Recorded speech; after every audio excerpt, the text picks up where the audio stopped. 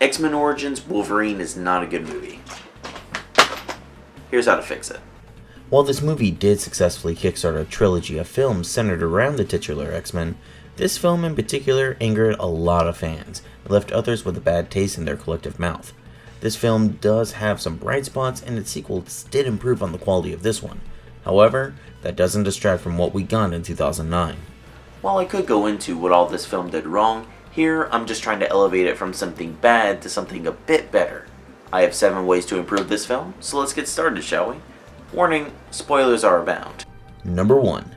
Expand the war montage. The first scene of this movie isn't exactly stellar, partly because of the child actors, and partly because it's just kinda inconsistent. Is the kid sick or not? Is he screaming in pain or not? What's going on? After that, we get the best part of the movie. Logan, or Jimmy here, and Victor have enlisted in several wars, and we see the montage as the credits roll. It ends with what looks like the Vietnam War, where both mutants here are in a cell and Stryker starts talking to them. The sad thing about this part of the movie is that it's way too short, only lasting through the opening credits. Extending the sequence a little while longer, especially during the Vietnam section, would allow us to get invested in the brothership of Victor and Logan and see how bad it gets when they separate. Not only would this make the confrontations later seem a bit more heartbreaking as we see more about how they work together, but it would also make a bit more sense when the climax happens and they work together. Without it, it just seems like they worked together and were war buddies instead of brothers for over a century that were finally driven apart by Victor's more bloodthirsty tendencies. Number 2. Wade Wilson's action scenes. Or the action scenes in general. You know, I think I have a bone to pick with every single action scene in this movie. It's not that the scenes are poorly paced or are just terrible in most cases, but there are just things that bring them and the film in general down a great bit. In many cases, the action is just very jump cutty, even in scenes that don't really need it, like the boxing match between Logan and Fred Dukes. It makes the action feel less impactful because I don't know what's going on, and it just seems like white noise at that point. At other times, the scenes are just too dark to know what's going on. That, coupled with the editing, takes me out of the movie and makes me wish that the action going on in this superhero action movie was over. And this is before Wade Wilson scenes in particular. Yeah, I bring them up because they look just plain dumb. I know the Deadpool movies do a great job mocking this film, but it still needs to be said that the first sequence is laughably impossible, and the second is just a teleporting mess that, while being less laughable, is not that fun to watch. Number 3, the horrible CGI. Oh boy. While this could be the sins of the budget, it goes without saying that the digital effects in this movie are not great. Fuck it, I'll just say it. The CG is atrocious, and this film came out in 2009. I would be a bit more fair to the film if it was just small bits of obvious work here or there, but this is for extended periods of time. They linger on this, almost like they were proud of how this turned out. This isn't saying that all the effects are trash, because there are some good work here, but if you could just give more of a budget to some of the other effects, like Wolverine's claws, then everyone would have a much better experience. Number 4, the woman subplot. Kayla. I hate this character in the film. Anyone that knows me knows I'm not a fan of cheap romantic subplots in film.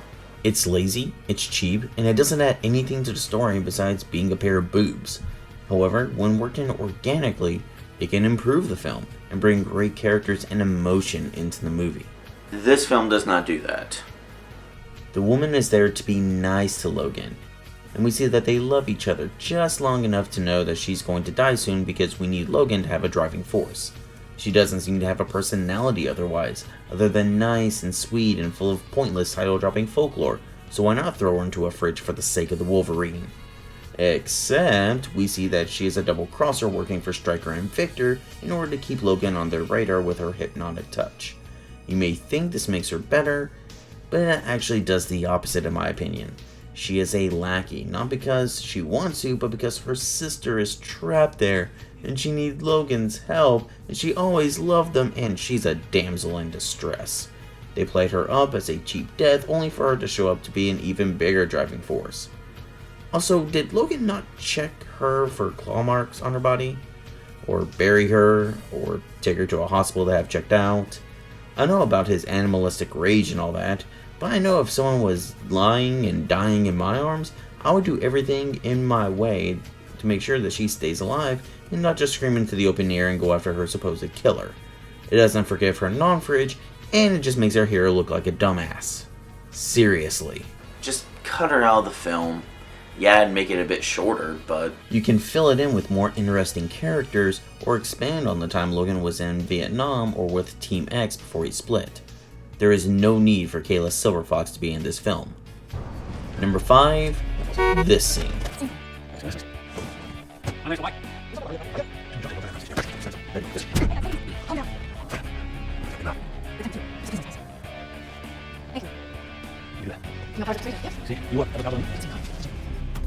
just why? Number 6, fix the ruination of beloved X-Men characters. I will admit I'm not the biggest historian on the X-Men or the related characters. I have a passing knowledge of them from the comics, usually Professor X, Magneto, Wolverine, Storm, and the other heavy hitters. However, I can tell when a character's been ruined, usually by fan uproar, and this film doesn't do everyone justice.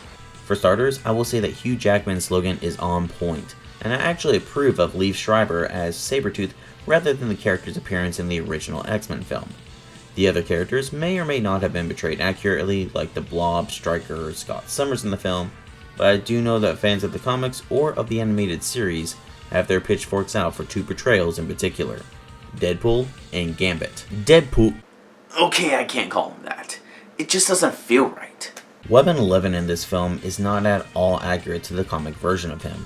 Deadpool is a wisecracking mercenary that has a moral gray area. This portrayal looks promising at the beginning of the film when we see Wade pre-experimentation. We don't know much about him except that he talks a lot and does a cool spinny thing with swords. Weapon 11, however, is an amalgamation of many mutant powers like laser eyes, regeneration, and teleportation.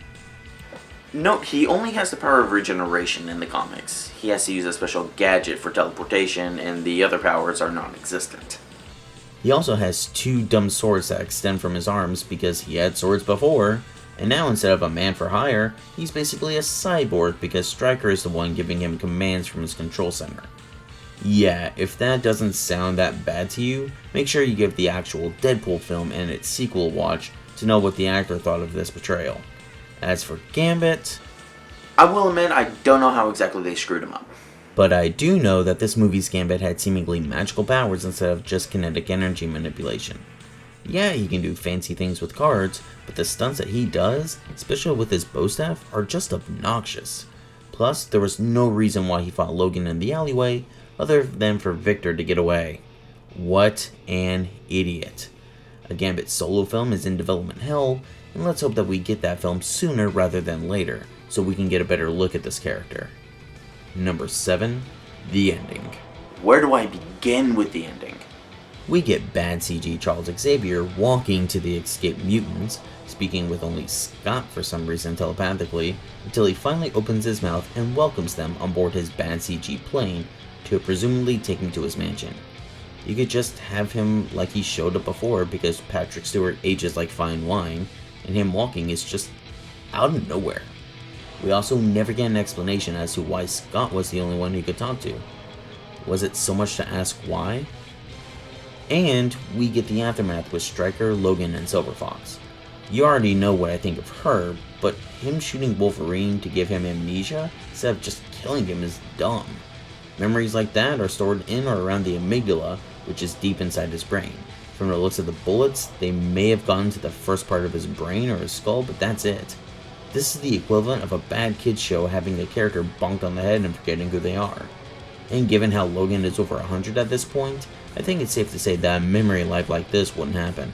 Just have those bullets bounce off his skull or leave him knocked out, not knowing where to go on from here and let him wander around, unsure of himself. It would leave the ending of the film fit better with the theme of identity rather than a dumb amnesia plot. And those are my ideas. How would you fix this movie? And what other films do you want me to fix in the future? Let me know by commenting below, and while you're down there, make sure you do all the normal YouTube stuff like liking, sharing, and subscribing. And I'll see you next time.